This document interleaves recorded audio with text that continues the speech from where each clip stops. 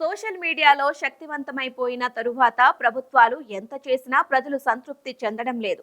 రేవంత్ రెడ్డి తనదైన చాతుర్యంతో కేసీఆర్ లాంటి శక్తివంతమైన నాయకుణ్ణి రాజకీయం పరంగా ఓడించి అధికారంలోకి వచ్చినా ఆ తరువాత తన పరిపాలనలో నిరంతర దూకుడు ప్రదర్శించినా ప్రజల నుంచి ఆశించినంత పాజిటివ్ ఫీడ్బ్యాక్ రావడం లేదు. ముఖ్యంగా హైదరాబాద్ లో హైడ్రాతో విధ్వంసం, ఈ దెబ్బకు రియల్ ఎస్టేట్ పడిపోవడం, సంక్షేమ పథకాలు ప్రకటించి అమలు చేయకపోవడం లాంటి అంశాలు రేవంత్ రెడ్డిపై తీవ్ర వ్యతిరేకత తెచ్చిపెట్టాయి.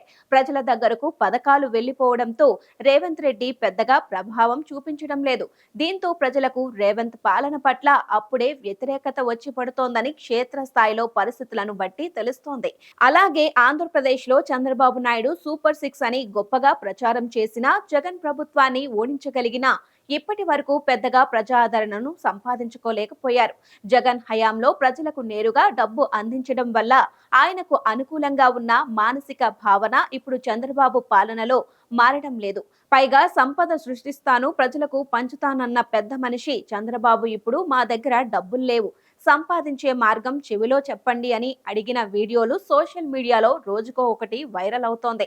దీంతో చంద్రబాబు మరోసారి మోసం చేశాడని, ఆయన ఏమీ చేయడం లేదన్న భావన ప్రజల్లో పాకుకుపోతోంది.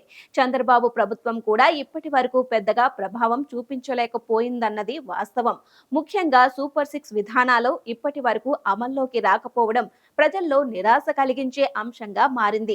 ఈ పరిణామాల మధ్య ప్రజలకు ప్రతిరోజు ఏదో ఒకటి అందించకపోతే వారు సంతృప్తి చెందలేరు. ఈ నేపథ్యంలోనే మోదీ తన హయాంలో పెద్దగా కొత్త కార్యక్రమాలు అమలు చేయకపోయినా హిందుత్వ భావాచలాన్ని బలంగా నిలబెట్టడంతోనే అనేక ఎన్నికల్లో గెలుస్తున్నారని రాజకీయ విశ్లేషకులు చెబుతున్నారు.